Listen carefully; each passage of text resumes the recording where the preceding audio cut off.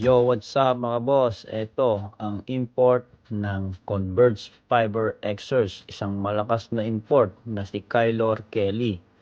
Itong si Kylor Kelly mga boss ay isang 7-foot center na may 28 years old pa lamang, batang bata.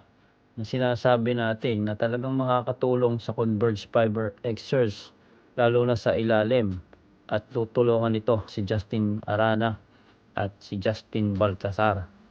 Ito ay isang defensive specialist mga boss.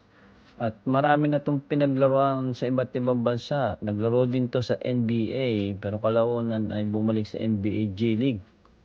Pero ang career highlights niya doon, ito ay naging blocks leader sa NBA G League at NBA G League All Defensive Team at 12 All Defensive Team noong 2019 at 2020.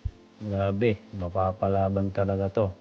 At talagang nagpalakas ang Converge Fiber Xers. Ito, panoodin natin ang kanyang highlights.